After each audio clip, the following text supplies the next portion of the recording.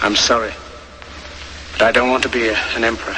That's not my business. In this world, there's room for everyone, and the good earth is rich and can provide for everyone. The way of life can be free and beautiful, but we have lost the way.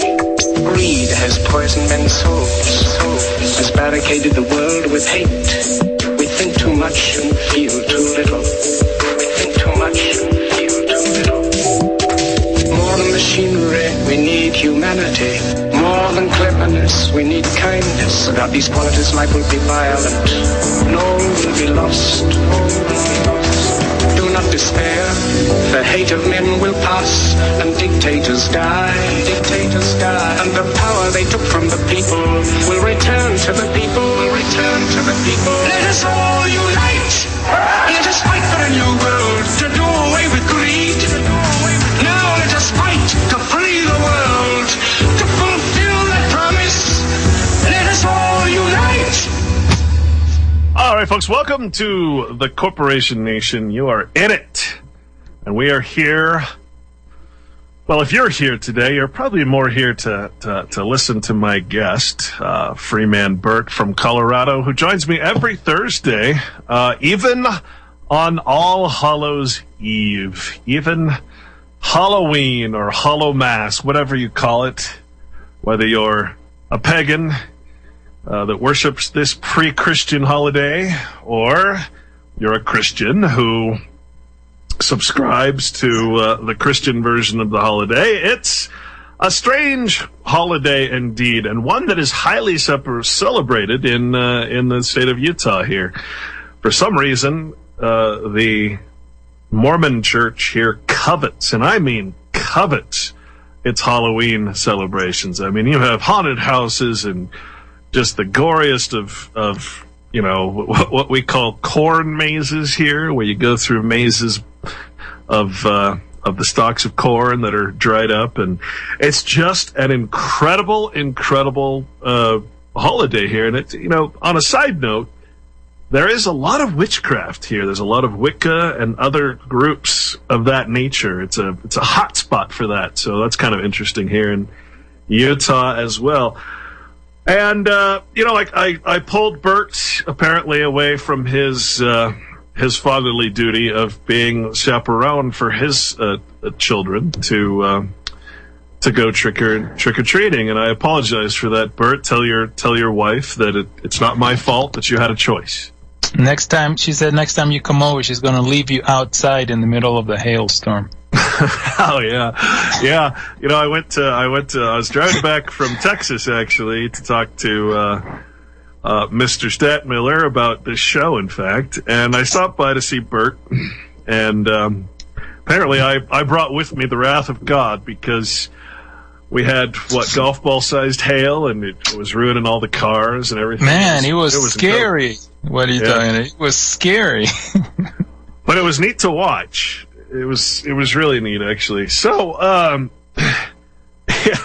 had a message from a friend who was telling me about,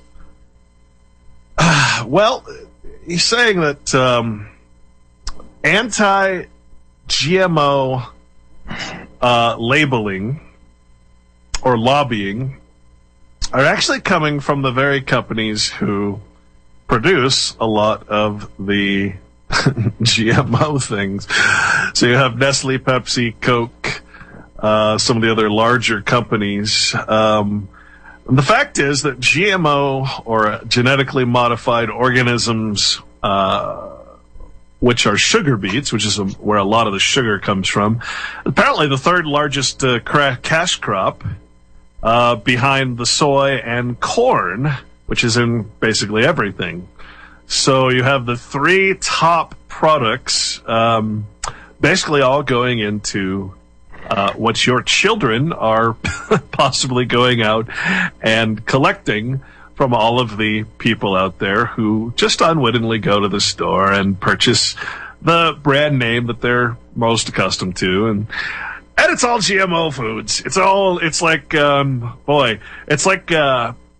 like we're useful tools, useful idiots, allowing our children to actually feast out on on this candy that's completely GMO.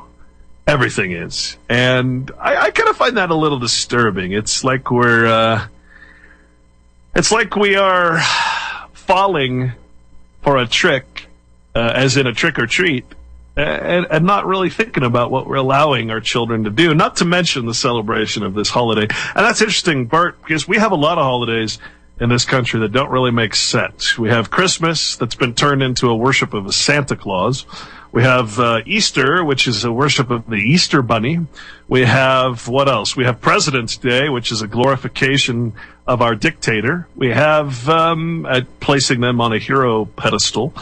Of course, it doesn't explain how the presidency actually works, but we worship them anyway. We have all these holidays that are false, that are they've been turned into something dirty, something devious, and I include Halloween, of course, in that bunch. So, happy holidays, folks. Perhaps we should focus on what those holidays really are meant to be. So, what's your kid this year? What's he dressed up as? A ninja. A ninja. A ninja. Yeah. We need some of those, actually. Well, he likes that. He likes that little symbol, you know, on the Skype, the little ninja symbol. Mm. You know, the little guy with a sword. Yep, sure. We need some of those ninjas, I think, in Washington, D.C. So, Bert, I wanted to finally, after two attempts to cover the maxims of law today, and I don't want to get sidetracked too much, if we can. I know it's difficult because you have so much stuff that you're doing, and I before we get into that, I do want to cover this case you're attempting in California. I find it's kind of fascinating.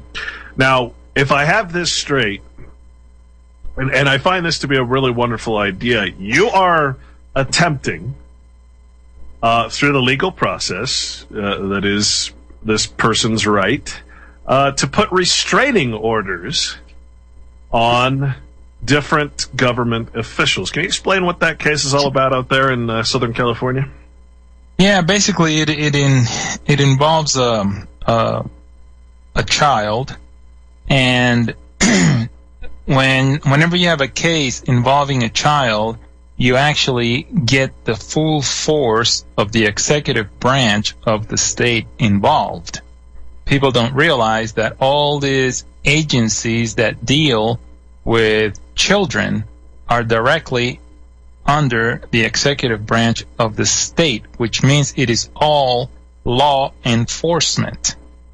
And they use the brute force of the state against you, the mother and father, and the child. Okay? They will kidnap the child no matter where the child is if the law enforcement agencies feel they must do it in order to get obedience, either from the children or from the parents. Now, one of the aspects of this is the word child, because the word child is very similar to, say, the word citizen or the word person. Child, it turns out, is a legal status. So, in other words, when we look at the courts and we look at the opinions of the court, hands down, the court's opinion is that the child, in other words, the artificial person that is the child, belongs to the state. The state is parens patriae. I can't say that word, which means parent. Parentis? Yeah. Parent of the state, or in other words, the state is the parent. That marriage is a three-party contract between the state, the wife, and the husband, which are, again, legal status, which is very important because that's why marriage is so important, because you create that contractual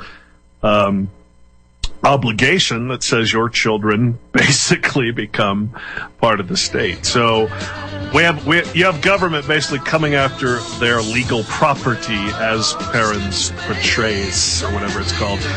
We will be back. Stay with us for more with Burt, Freeman Burt. Wake up and look around you. We're lost in space and the earth is your home. First of all, let me take just a moment to thank you for allowing me back into your homes. If this is your first time with us, let me extend a personal invitation. Let's build a happy little cloud. Let's build some happy little trees. There are no limits here. You start out by believing here. This is your world. You're the creator. Find freedom on this canvas. Believe that you can do it. Because you can do it. All right, folks, welcome back. Relax. And we're the Corporation Nation radio program. I'm your host, Clint Richardson. With me today is Freeman Burt, and he will be with us every Thursday for your comprehension and listening pleasures. So we're talking about, Burt, we're talking about a child custody case, which likely involves our lovely CPS, Child Protective Services branch and family court and all that. I wanted to just read again the opinions of the court, and it's very important to understand. I wrote an article a long time ago called thanks to you actually, called "Do You Own Your Children?" And it's a kind of a strange question until you realize what the state's opinion of that question is. And the state basically says that marriage, from Appellate Court of Illinois, says marriage is a civil contract to which there are three parties: the husband, the wife, and the state. When two people decide to get married, they are required to first procure a license from the state. And it goes on and on and on. It says the state represents the public interest in the institution of marriage. It's purely a contractual state of being. This public interest, according to Linneman, this public interest is what allows the state to intervene in certain situations to protect the interests of members of the family. The state is like a silent partner in the family who is not active in everyday running of the family, but becomes active and exercises its power and authority only when necessary to protect some important interest of family life. Taking all this into consideration, the question is no longer is whether the state has an interest or place in disputes such as the one at bar, but it becomes a question of timing and necessity. The state has a wide range of power for limiting parental freedom and authority in things affecting the child's welfare. In fact, the entire familial relationship involves the state. Now, we go to Meadows versus Meadows in August 2008, and the Court of Civil Appeals of Alabama, and many cases are quoted in that, or opinions, I should say, says the primary control and custody of infants is with the government. There is no wider area for exercise of judicial discretion than that of providing for and protecting the best interests of children. The court stands in the position of parens patria of children, which is a Latin term. Let's see, there's one other one I want to read. Parens patria, if I'm saying that correctly, literally means parent of the country. Refers traditionally to the role of the state as sovereign and guardian of persons under legal disability. And pursuant to that doctrine, the primary control and custody of infants is with the government. Listen to this, folks, because this is the important part. To be delegated, as of course, to their natural guardians, that's you, the natural parent, and protectors, so long as such guardians are suitable persons to exercise it. In other words, you got to be a good citizen in order for the state to allow you to keep your children. So what's going on out there in California, Bert? Yeah, well, let me highlight one word that you just mentioned in there a few times, which is the word custody. When people are involved in a custody case, they always forget about the state's custody of your child, which is the one most important custody in every custody case. So you've got the mother and the father battling it out, not realizing that it's actually the state that has custody?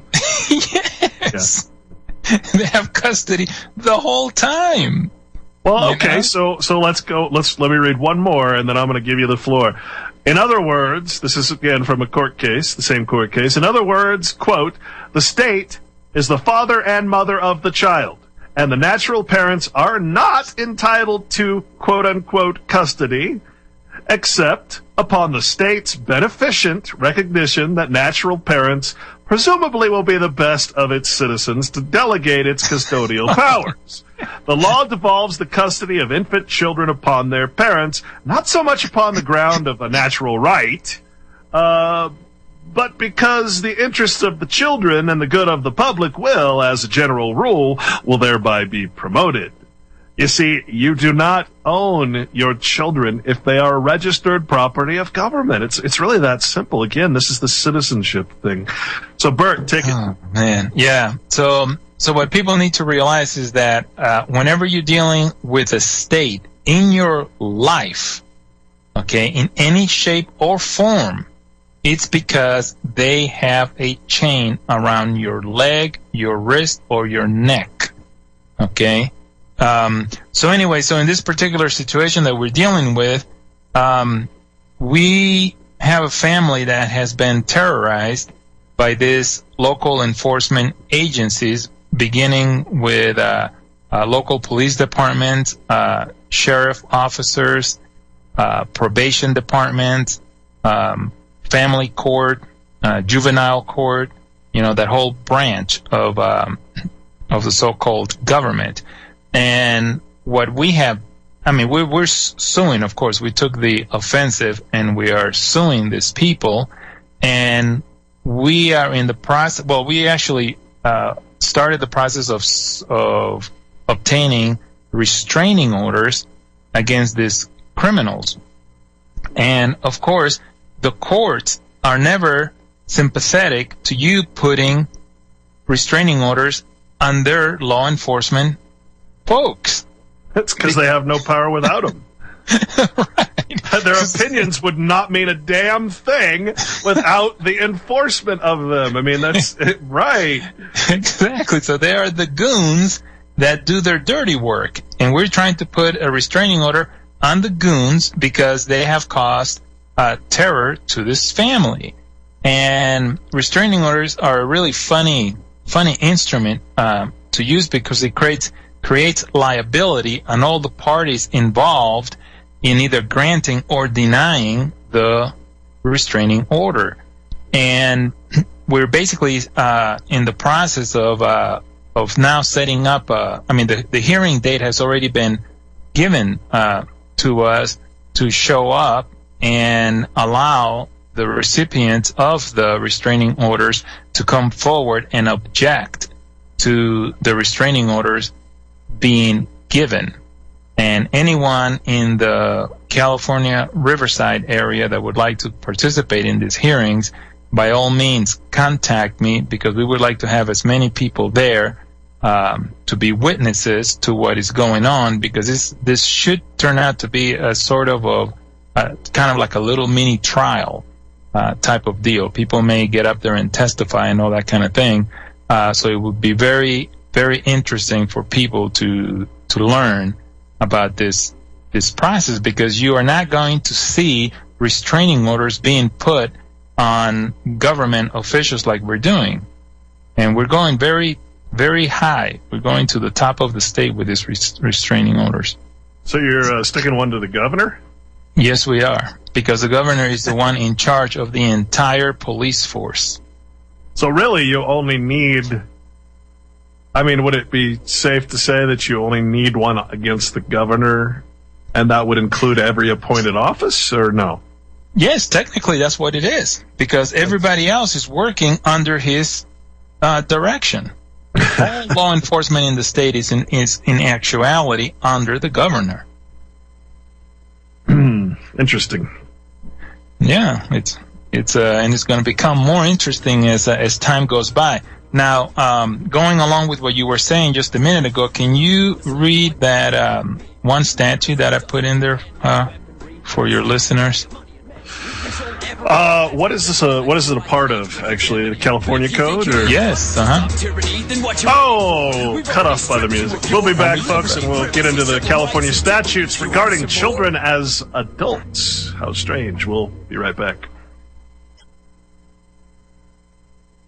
He's a rebel and a runner. He's a signal turning green. He's a restless young romantic, wants to run the big machine. We're on the Corporation Nation. My guest today is Freeman Burt. So, Burt, you're filing restraining orders on government. I find that to be a fantastic story. Tell us more. Burt, did I lose you? Oh no! I forgot to turn my microphone back on. Oh, you people! All right, let me. You say you want me to read these statutes? Yes. Is this the California Penal Code? It's called the Government Code, California Government Code. Okay, so it says 275.2. Notwithstanding any other provision of law, a public officer who is a minor shall have the rights and liabilities of an adult, both civil and criminal, with regard to his official duties. So children apparently have duties under law, and a candidate for nomination or election to public office who is a minor shall have the rights and liabilities of an adult, both civil and criminal, with regard to his actions as a candidate or activities as a candidate.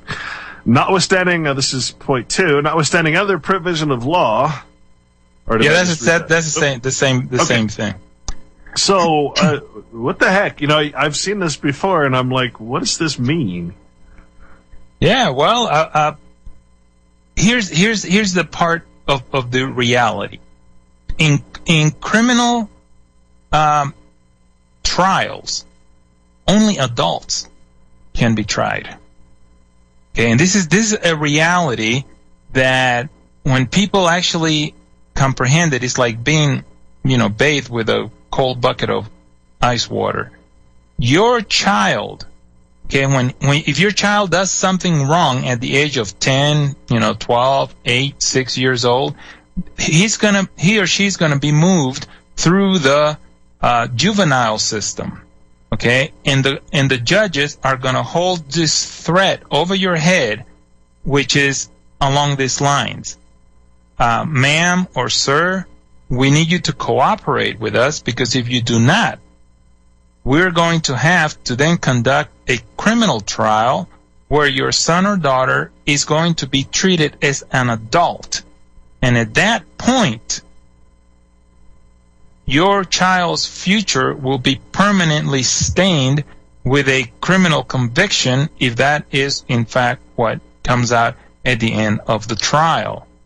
But what the judge, here's the critical part. What the judge doesn't tell you is that I'm going to be the judge and jury, my dear mother and father. You're not even going to have a trial by jury. Well, so the judge is, where is he getting the, I guess, authority, if you want to call it that? Where is he getting his law that says that a child can be an adult? Because these again are statuses. So how do you change a child status to an adult status? I don't understand. Yeah, and that's because in law, okay, in legal statutory law, persons in reality don't have an age. They're just a person. So in reality, all persons are adult, regardless of whether being 1 year old, 2 year old, or 200 years old. They're all the same. So really, it's kind of an illusionary thing that they have going on, where they separate 17-year-olds from 18-year-olds in the prison system. They're all actually considered adults under the law. The only difference is that an adult cannot be a child, whereas a child can be an adult. Yeah, well, I mean, they're all in prison. So what's the difference? Some form. Yeah. They're all under the same roof. It's just the ones over there are the ones that are a little younger, and the ones over there are a little older. But they're all in prison together. And that's the point. That when a juvenile is taken to juvenile hall, or whatever they want to call it, they're putting your son or daughter in prison. That the fact that they call it something else means nothing. They're in prison. And often they are private or privatized prisons, which is even worse. Well, I mean, the whole thing is it's a privatized system, which is another reason why when this corporation agents come after you, you must exercise your right to put restraining orders on them, because you are never sure as to the capacity that they are operating under when they're coming after you. They may be operating after you, coming after you in their capacity of some kind of a Walmart security guard. You never know, because they never disclose it to you. And then when they're exercising that supposed authority, you don't know on what capacity they're treating you under. They don't know if they're treating you as a cow, a dog, a cat, or some roadkill.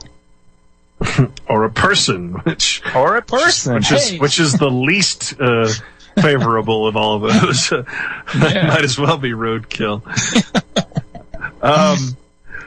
Wow. So, what? Just a question here. Now, if you put a restraining order on these guys, and I'm assuming you're trying to do it in the correct court, the correct situation with, the whole unlimited jurisdiction thing. If they do not defend or do not show, they have, as you said earlier, they have the burden of proof basically to show why a restraining order is not necessary or is fallaciously, required. So in technicality, if they don't show up to show proof that this is fallacious or immaterial or whatever, then you're gonna go for a default judgment, right? Because they didn't. Basically, their silence is consent. Yeah, well, and in this particular situation, because they can give you a restraining order like straight up. You can show up with your request for a restraining order, and they can give you a temporary restraining order, which is like 30 days temporary. They can give it to you right away. But in our particular case, they're saying that we don't have enough evidence for a temporary restraining order, so they're giving us a hearing for a what they call a permanent restraining order, which is from 6 months to 2 years. So now we're actually going for the long one, the one that will last up to 2 years, a restraining order on these criminals. And if they don't show up to give cause as to why these people do not deserve a restraining order against these people possibly coming over and killing them in their own home, then we're going to get it. So again, it's just a default, right? There's not even a trial doesn't even need to take place if they don't show up to disclaim your action, right? No, and then they have to prove how they are going to be hurt by us having a restraining order. That's a pretty difficult thing to prove. It's true. So the burden is on them. Now, what if they come back and say, well, I won't be able to do my legal, lawful duty by taking and stealing your children and sticking him somewhere where has a 600 times higher chance of dying in a home than he does in your home? I mean, in a institution, what do you call that? I mean. Yeah, exactly. What if that's the claim? Well, I mean, you see, from our point of view, it really doesn't matter what the outcome is in this particular situation, because either way they rule, if they rule in our favor, good. If they don't rule in our favor, it's still good, because they are going to be saying that we, in fact, have nothing to fear from these people. That's all going to go on the record. And during this hearing, they're going to have to actually bring up, whether they like it or not, the status of this family that justified what they did to them.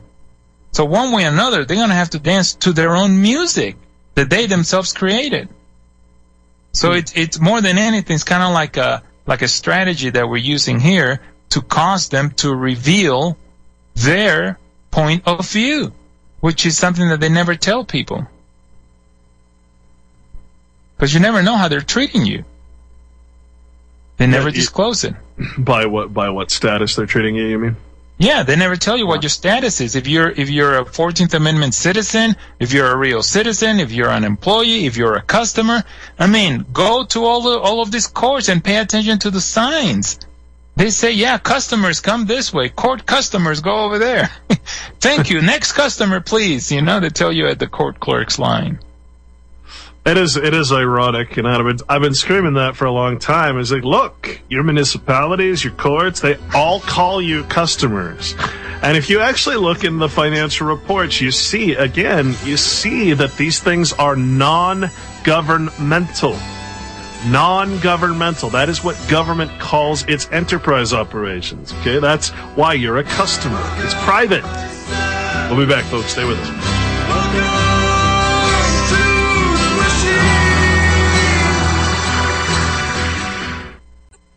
Scientists have been battling to understand what this unappealing object is all about.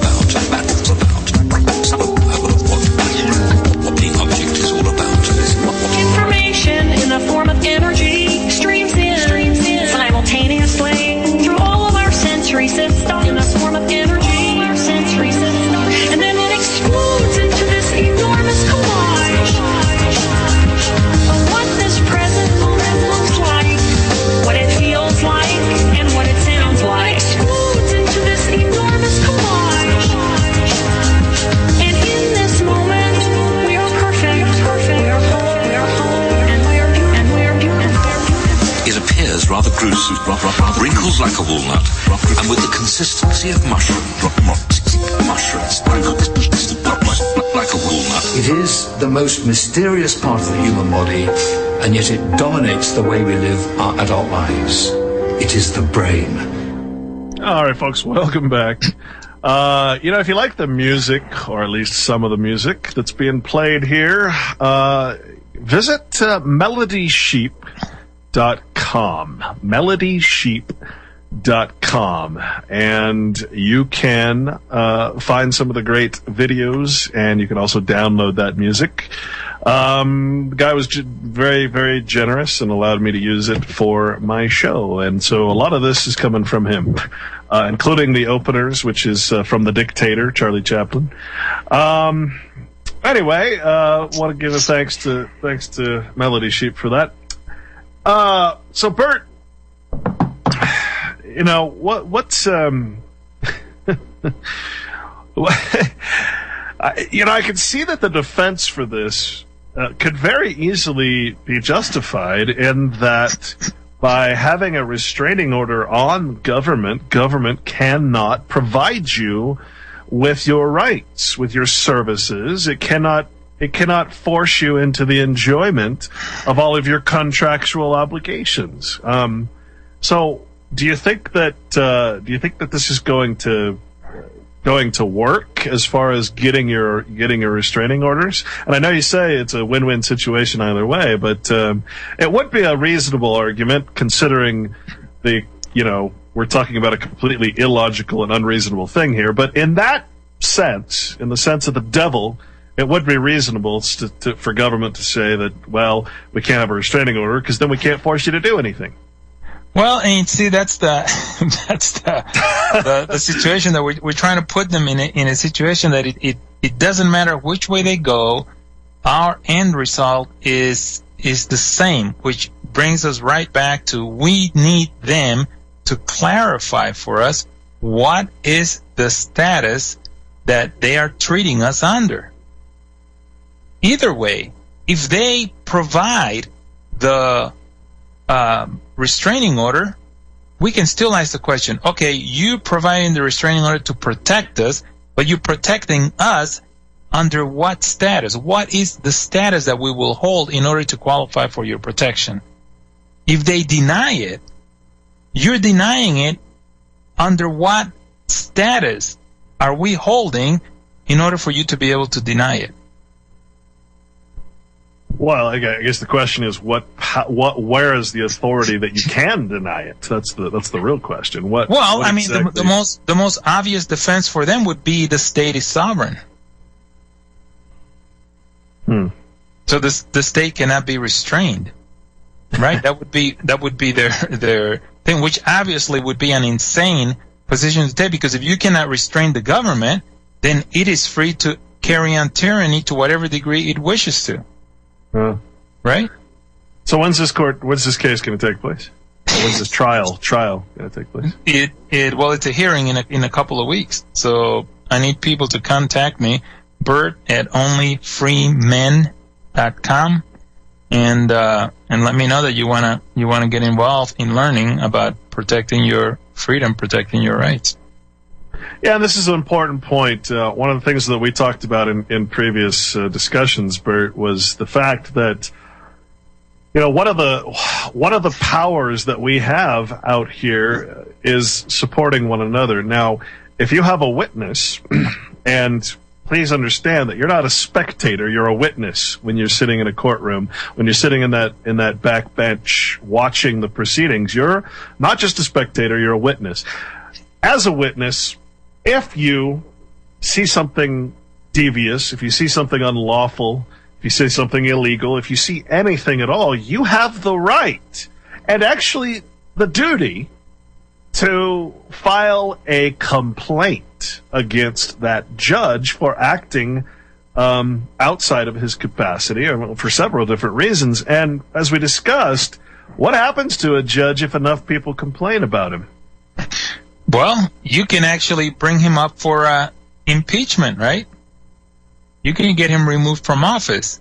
Well, yeah, you could disbar him, because there's a lot of things. But I mean, I've heard around the way that if a judge receives actually 3 complaints, official complaints, written complaints, filed through the record, that he is no longer eligible to even enter the courtroom at that point.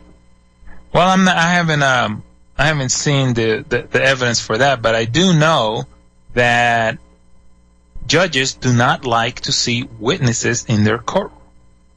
That's a fact. That's a fact, Jack. And people can call in and testify to this, that when they smell that you're one of the supposedly free people trying to stand up for your rights, they'll say, "Oh yeah, sit down, sir." And then they'll clear the courtroom, and then they'll say, "Okay, you may come up now, sir." Because they're trying to see, first of all, if you have any witnesses, because they'll clear the courtroom, and then when you're standing there by yourself, they know that they can rape you, and they'll have no witnesses. Yeah. So in other words, they'll dismiss your case and make it the last case, so that everybody else in the court, and they'll see how many people are left as witnesses. Okay, yeah, that makes sense. And they do that. I've been a party to that. Yeah, they do that regularly, day in and day out. That's their standard practice. Actually, they did it to this one fellow that I've been working with. They told him, "Well, okay, we're gonna take a lunch break," and everybody's leaving the courtroom right for lunch. And they say, Mr. Richardson, can you come back here? I think we have a few minutes to deal with your case. During the lunch break. Nice. When everybody had left. So this is how dirty these people are. So it's very important, when you're going to fight these people, to have witnesses. I cannot stress that enough. Whenever you go to any government office, try to bring 2 people with you and make sure that each of them has a big old, legal size yellow pad with a pen. That scares the crap out of them. Yeah, and of course there's always the camera, which I recommend everybody always have with them. So, wow. Well, I'm dying to know the outcome of this, because I mean, I'm sitting here imagining actually being able to put a restraining order on my local police, the entire force. I mean, that's just fantastic. I mean, what a wonderful tool that is. So, well, yeah, definitely keep us posted on that. So let's talk about these darn maxims of law, Bert, because I really think that they are so important. They are the foundation of what law basically should be. Can you just give us a brief sort of history of what they are, where they came from, and all that? Well, I mean, I'm learning this as well as everybody else. But the important thing to remember about the maxims of law is that they are based on basically on undeniable principles of law. I mean, something like, for example, thou shalt not steal. You do not need a legislative act to make it clear that you should not steal something that's not yours. Okay? You don't need a congressional act to tell you that you don't have a right to kill someone. Okay? Just for the heck of it. You know? These are basic principles of law, just like gravity. You drop something and it's going to go towards the center of the earth. These are basic principles. And legislative law is not supposed to go against those principles of law. So, to say there are maxims, they're actually axioms. They're sort of self-evident truths with regards to the making of law and enforcement of law. And that's why I find them so important. And the fact that they're delved in natural law is even more important. So we'll get into that when we get back from the break. Again, you're with Freeman Burt on the Corporation Nation. Stay with us.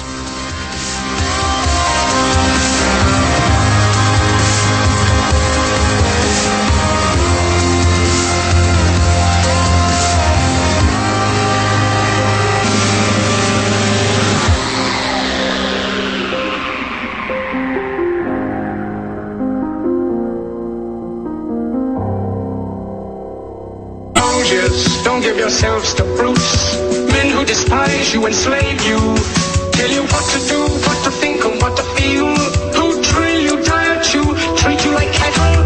Don't give yourselves to these unnatural men with machine minds and machine hearts. You are not machines, you are men. You, the people, have the power to make this life free and beautiful. Let us use that power to make this life a wonderful adventure. Let us all unite. Let us fight for a new world to do away with greed. A world where science and progress will lead to all men's happiness. Do not despair. The hate of men will pass and dictators die. And the power they took from the people will return to the people. Let us all unite.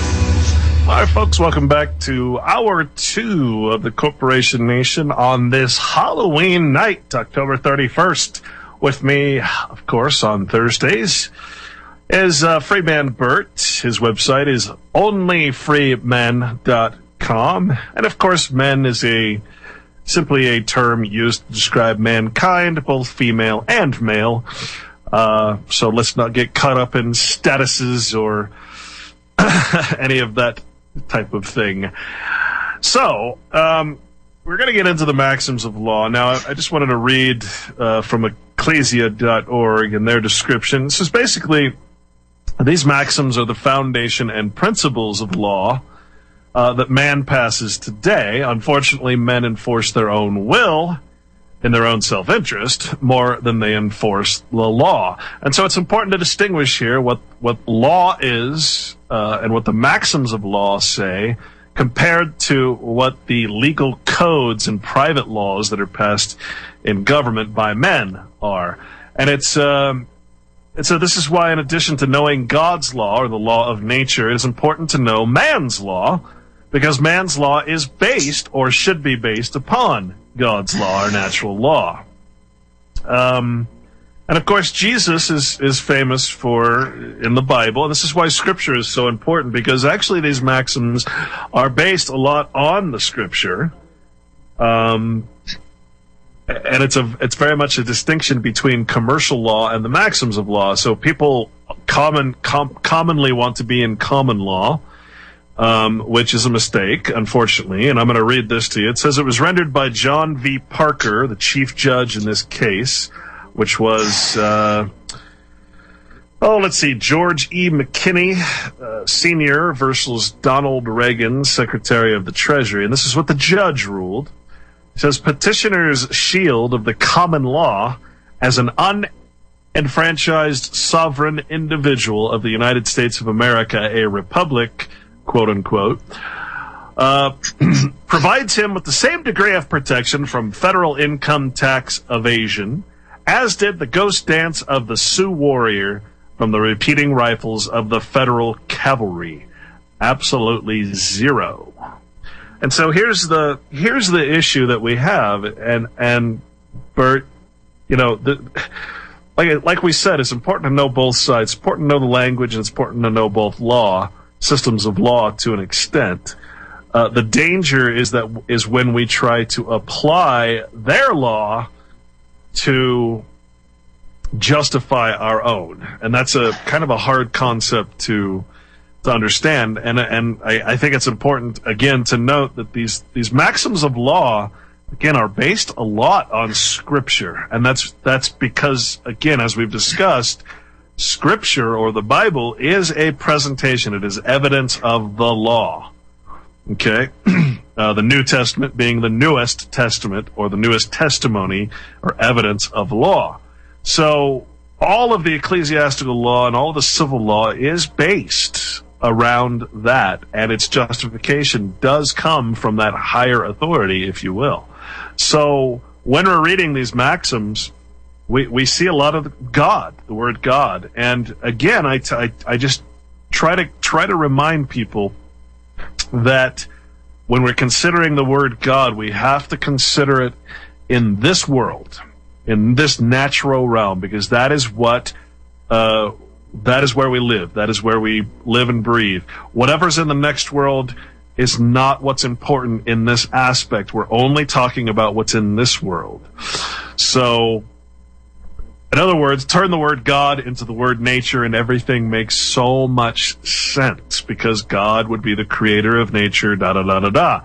If we can just get past the religious wooey-hooey part of the legal, the lawful structure of God's law, then we can so understand how to live our lives in harmony, without government, without the need of religions to tell us what to do or think. It's all written right here in the maxims of law. So, I don't know. Where do you want to begin here, Bert? Well, let me add a little bit more to what you're talking about common law. Because most people have a romantic view of common law. And most people want to talk about the common law as it existed, which is the way it's described when you're talking about the Constitution. When they you look at the Constitution of any state, they're referring to the common law as it existed at the signing of the Constitution for the United States of America. But also remember that under that common law of England, people were getting their heads cut off. Okay? So you have to be a little careful about the common law that you want to employ in whatever it is that you are doing. Because if you're strictly talking about English, meaning King's common law, well, you know, a lot of people were leaving England because they didn't like the King's common law. That's why they were coming here, trying to look for a better law to live under. So you have to be very careful what common law it is that you are talking about. Because if you want to live under the true common law, then you would have to talk about the common law that is common to all common law, which is the law that Clint is referring to, the law of God, that pre-existed all the other law. Well, and it's important to note, too, that common law is not in the Bible. It is not something that's talked. It is a product of mankind, not of nature, and that's the point I think we're trying to really get across here.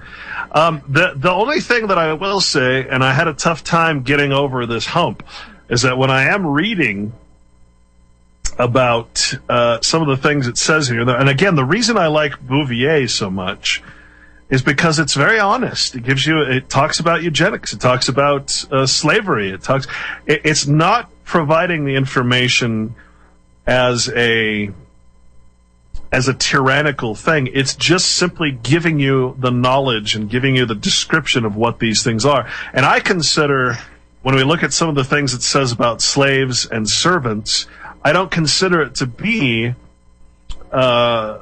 coming from a king. It's coming from as more of a warning. So when we read these, like it says, whatever is acquired by the servant is acquired for the master. A slave is not a person. A slave and everything a slave has belongs to his master. Mm-hmm. He who acts by or through another acts for himself. He is not presumed to consent who obeys the order of his father or his master. So, another one, the master is liable for injury done to his servant. Folks, don't confuse the words servant and slave, master. This is talking about citizenship. This is talking about voluntary servitude to a government as master. So this is a warning more than it is just a statement of law. It's literally saying that if you allow yourself to become indebted or enslaved, then you literally then belong, as we've discussed, to your master that you're enslaved or indebted to.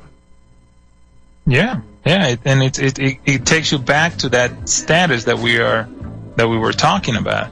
I mean, under God's law, supposedly all men would be equal. But in the political system, that's not true. No, absolutely not. We'll be back with more Maxims of the Law with Freeman Burt. Stay with us. Living in the street. Oh, there's a solution. Is this real? Versus just right? The world is like a ride. You think it's real, it's the ride. We can change it anytime we want. It's only a choice between fear and love. All right, folks, welcome back. The world is like a ride. You know, I'm trying to think of how to put these maxims to use with current things that we're all used to. And the first thing that comes to mind is the Social Security. And I hear a lot of people like myself, I want to get out of Social Security. I don't want to be in the Social Security system. I don't want to be in any contractual system at all with government because I don't want to receive benefits and then be forced to receive everything else that comes with those benefits. So let's read what the maxims of law state about this concept that, I mean, look, folks, if you want to leave the system, you cannot expect to benefit from the system. That's the important part because you would be benefiting from fraud, a known fraud. It says, one of the maxims says it's consent makes the law. A contract is a law between the parties which can acquire force only by consent. So he who consents cannot receive an injury. So if you're consenting to being abused, you're not receiving an injury. That's the problem with again being a citizen is because, well, let's just read. This guy has separated them into benefits and privileges into a nice little section. It says favors from government often carry with them an enhanced measure of regulation. Anyone may renounce a law introduced for his own benefit.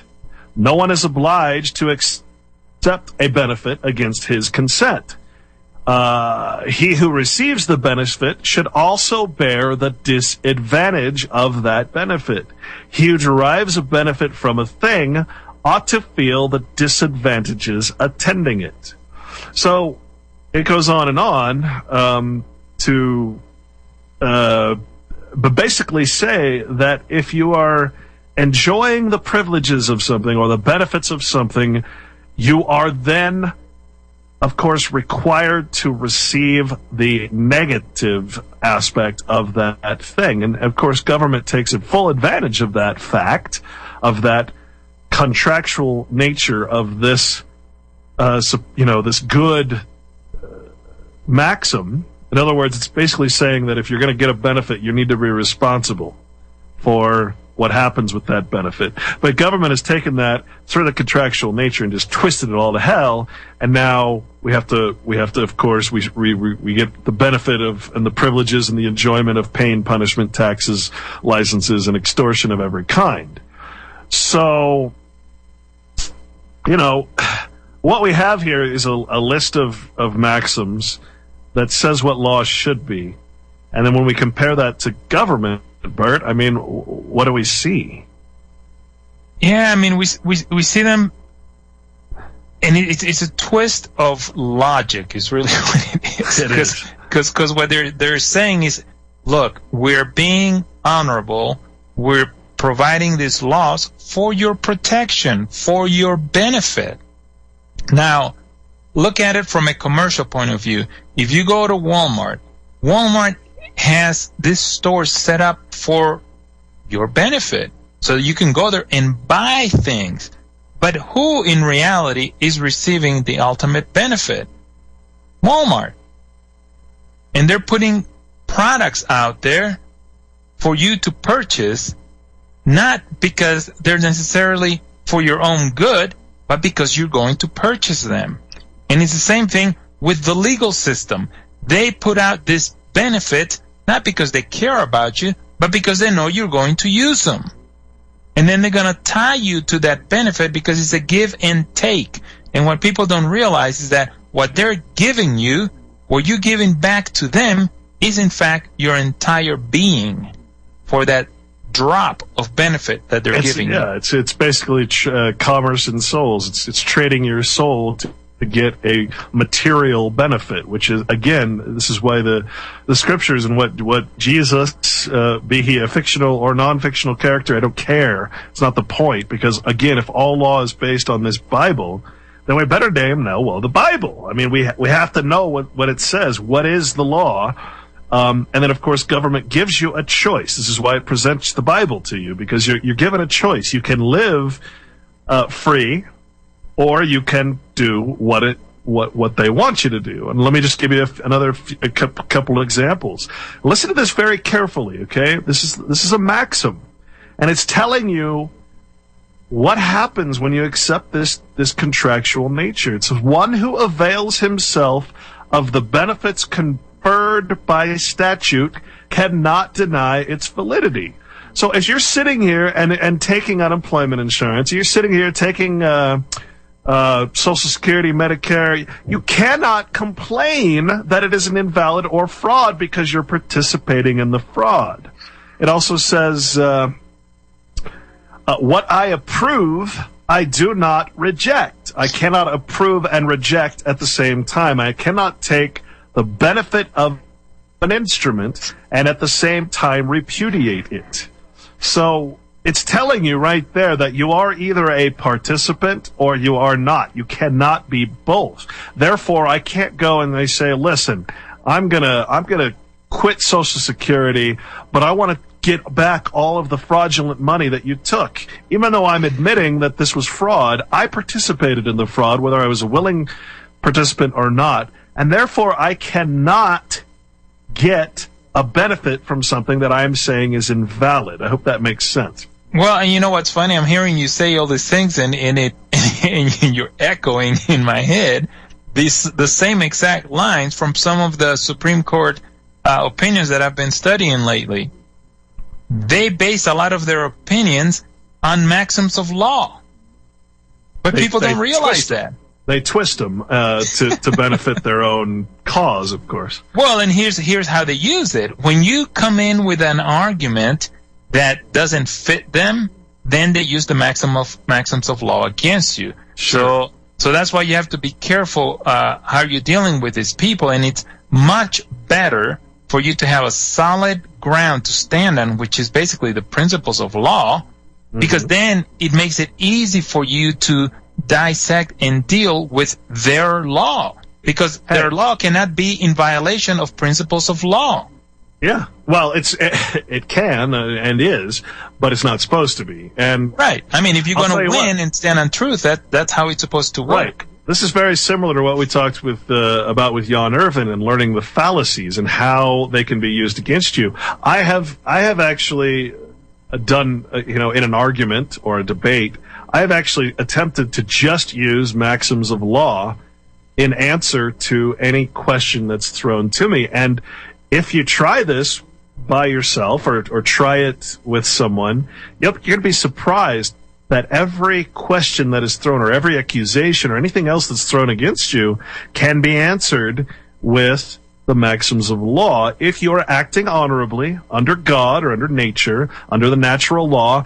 The principles of law can seriously, they cannot be defeated because they're based on absolute logic and reason, and they are based on, again, the presentation of law in the Bible, which, again, take out all the arguments against religion and everything else and just focus on what is said by the man Jesus, the living man, not the dead man, the living man. The church, of course, worships the death of Christ because it wants to be the replacement of Christ on earth. But if you read just the words of Christ, you understand where these maxims really come from. Of course, the Ten Commandments as well. That was the old presentation of law. So it's a combination of almost a spiritual thing where you just, a maxim really cannot be denied. And that's in any reasonable sense. And that's why they're so important. That's why, as you say, they'd be so important to use to justify your case in a court of law against a judge who absolutely knows what these things are and that he should be beholden to them. We'll be back, folks. Stay with us.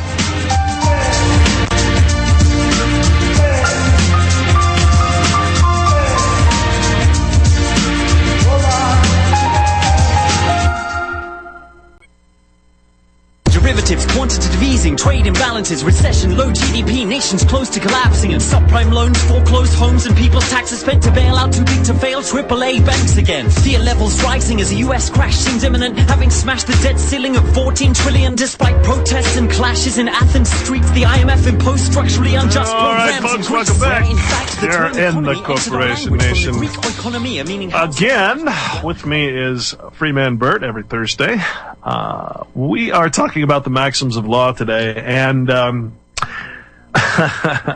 there's one, I like this one especially, and again, some of these are like, Confucius say type of things, almost something you'd find in a fortune cookie, and it says, many men know many things. No one knows everything. And I find that to be a maxim or a truth every day of my life. Also, it says one is not present unless he understands. And this is a very important concept to get here, because these two words, present and understands, have everything to do with the justification, authority, and jurisdiction of law. Well, how about a jury? Well, yeah. Yeah. To be present means to actually be present within the jurisdiction of the law that's being declared or forced upon you. So you must understand or stand under that jurisdiction, that law. When we say understand, it really means stand under. And if you don't understand, which is why I would never tell a police officer that I understand the rights he's reading me, that would be foolish, because then I would be agreeing and present in his jurisdiction. I would let him talk till he's blue in the face, but I'd say, I'm sorry, sir, I just don't understand. Yeah. Well, let me pick up what you said just now. There's actually a Supreme Court this decision or opinion that backs up what you just said just now, because it said if you happen to have a juror who couldn't hear, then it's just like having a juror that wasn't present. Or a juror that doesn't understand the language. It's just like he's not present. But you can actually take that even further, because if the juror is in the jury box acting as a servant of the master, which is the government, he cannot then be present as a neutral, impartial juror. Good point. Good point. So, well, I guess that technically, then, anything a police officer does is also biased. Well, he cannot stand as a witness and the complaintiff and the complaining officer, right? He cannot be a witness and, or I should say, a complaintiff. In other words, someone who lodges a complaint to an officer, which is a requirement for this type of action that he takes. He cannot stand as the witness and the officer that takes the the action against the claim. I mean, it's the whole thing. All of this has been bypassed by very clever and well-written, attorney speak, basically. Now, this is one that I find to be really important. Probably one of the most important maxims, because it literally, and again, it's a warning. It's a serious warning, because it takes you out of the natural law and puts you somewhere else. It says agreement takes the place of the law. The express understanding of parties supersedes such understanding as the law would imply. So if you get, again, into the contractual agreement, which is what we do with government when we sign our little contracts, our unilateral agreements, which are contracts that we give away our rights in accepting some benefits.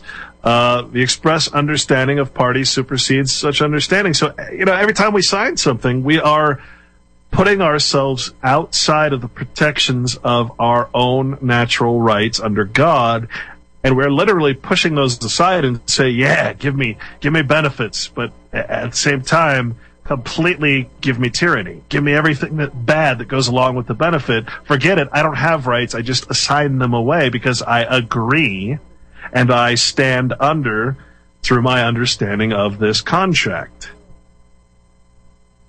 Exactly. I mean, what's funny is that once you begin to get a grip on the basic comprehension of what truly law is, because people confuse law with regulation. And if you really look at everything that of basically how the United States supposedly operates, they operate under regulation. They don't really operate under law, because everything that Congress puts out is in fact regulation. And people don't realize that the very Constitution of the so-called United States, by definition, is an ordinance. It's a regulation, because who put the Constitution together? Congress did. That, by definition, makes it an ordinance. The Congress of the Constitutional Convention of the Articles. Yes. Yeah. Yeah, I guess people still think that Congress was created by everything was created by the Constitution, and forget that previous history. Yeah. And of course, all that fits perfectly into the molding of people's minds, because they want you to see something that is false, and they want you to believe that it is in fact reality. Yeah, it's again, because of the agreement, because of the contractual nature of us, we literally take the maxims of law, these things that we're reading right now, and we squish them and we squeeze them until they're non-existent anymore, simply because this one maxim, well, it's not just one, but it's many that say similar things. It takes us out, it takes us outside of our skin, outside of our natural being, and places us into this artificial realm where anything goes, because we've agreed to let the agreement, again, as it says, agreement takes the place of the law. So it's a willing participation. Even if you don't know you're participating, even if you don't understand that you're in a contract and agreement, unless you rebut that presumption, unless you rebut the agreement because you now finally understand that, you're still stuck in it. Here it says, he who approves cannot reject. Right? I mean, these things are so powerful when you understand what they actually are referring to. Yeah. Now, I put in here some important definitions, because in this whole deal we're talking about maxims of law, and maxims of law, of course, they will apply if you're talking about like what Clint's saying, a contractual issue. But the maxims of law become extremely inapplicable or unapplicable when you're involved in a contractual situation, because the contract itself becomes the law, and therefore it excludes the other law, unless the contract itself is based on fraud. But if the contract itself is is a knowledgeable one and it's based on consent, then it becomes the law. Okay? Well, and this is important too, because we see all the time, over and over and over, but the court denies people, well, I should say it denies persons, the right to complain through the Constitution. Let me just read this particular case. It's an old case, but it's just over and over and over. You see this. It says, but indeed, no private person. Okay, that means a man who has entered into contract with government, basically. No private person has a right to complain by suit in court on the ground of a breach of the Constitution. The Constitution is a compact, but he is not a party to it. A private person is not a party to the Constitution. That's because you've entered into an agreement and you're not a man anymore. You're literally not a man. You're considered chattel, an artificial person. You have no rights as an artificial person. It continues. The people of the United States resident within any state are subject to two governments, one state and one national. It is a natural consequence of a citizenship which owes allegiance to the two sovereignties and claims protection from both. The citizen cannot complain. In other words, the citizen cannot use the Constitution as a complaint in court or complain that something is unconstitutional because he has voluntarily submitted himself to such a form of government. He has entered into an agreement bypassing any protections that might come his way through the maxims of law, the natural law. He has dismissed literally God. That's the true nature of the contractual relationship, of the agreement. Yeah. So the point that I also wanted to bring up is people need to comprehend that you could step out of certain position, certain status, and take that on of a customer. And that's why I put the definition of customer there for you there, Senor Clint. Lex 4th edition, customer, one who regularly or repeatedly makes purchases of or has business dealings with a tradesman or business house. That's interesting. We'll be back, finish up here. Sorry we didn't take calls today. We'll be sure and take them next week.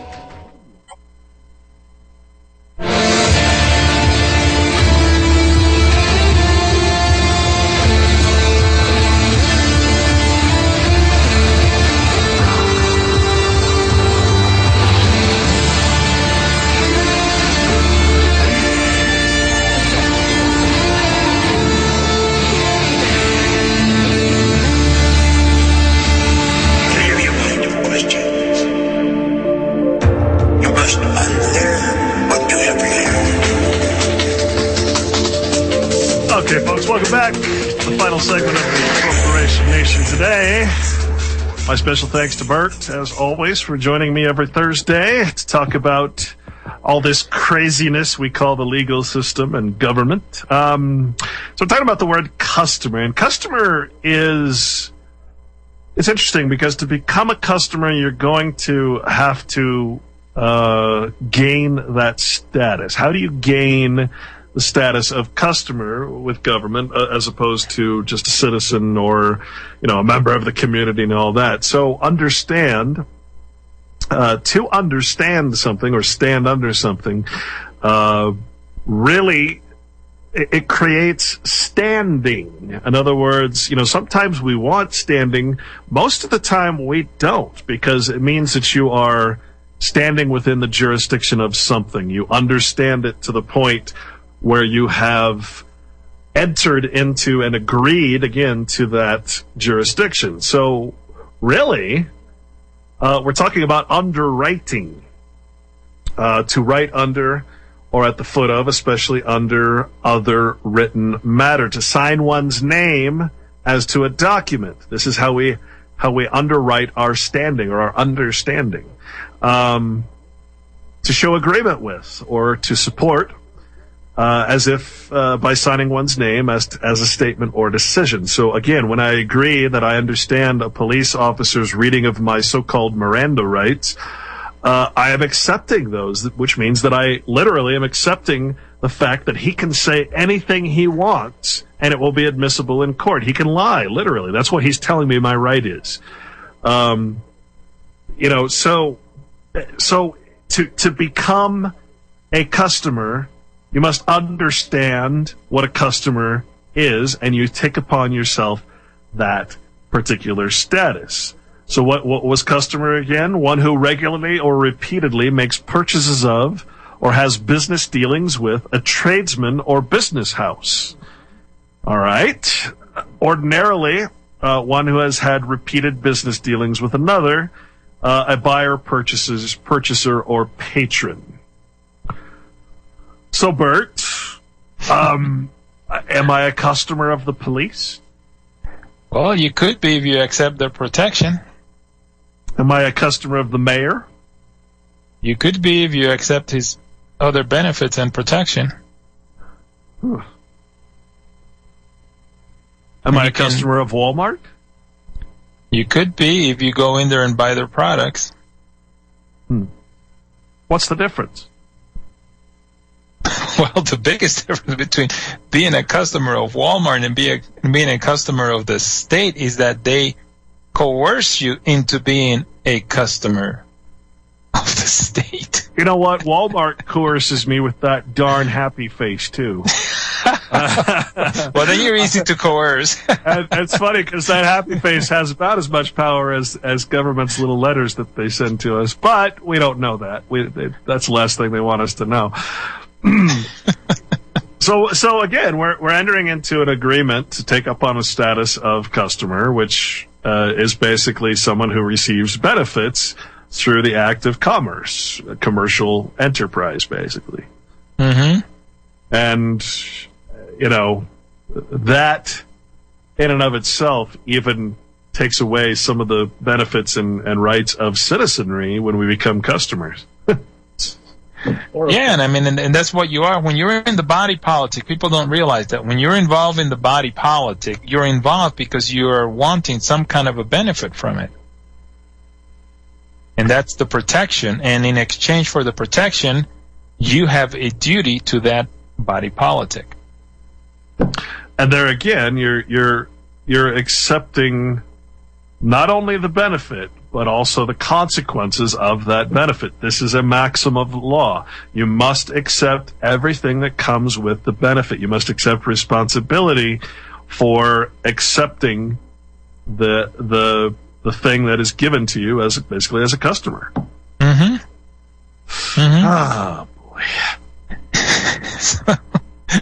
So the point that I really want people to take away from what we're trying to talk about here, the maxims of law and the system that you're being basically pinned up against, is that if you are going to stand free, okay, then you need to know the ground that you're using to stand free, because if you're trying to stand free and yet you're holding on to one of the breasts, and then you're saying, well, I'm not free because I don't have both breasts, then that kind of doesn't make sense. And there are too many people out there attached to the government breast, and they're screaming to be free. It doesn't make sense. No, it doesn't. Well, it does in a twisted sort of way, because it's what we've been sold, that bill of goods that we've been sold, and we grew up in the entertainment, in the media, and that, we've been told basically, or taught, that we can have our cake and eat it too. We can be a part of something and join something and yet be sovereign. And this is just not the case. You cannot give up your rights to someone else and then also expect to be sovereign. So it's we'll obviously explore this in much greater detail as long as I'm allowed to speak on this here program.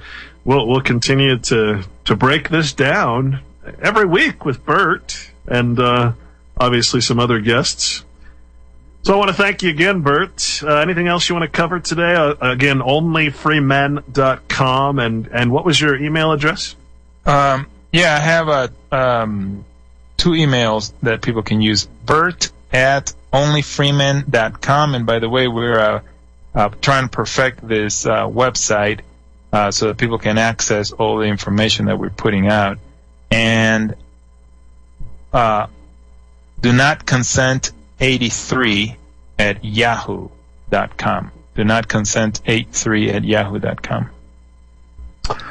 Very nice. By the way, folks, big news story that came out here in the last couple days that the NSA has cracked and hacked Google, Yahoo, and everyone else out there. They've cracked what they call the cloud servers. So all you people who've been backing up your computer and backing up this and that and throwing things up there in that wonderful gift we call virtual servers or virtual space, guess what?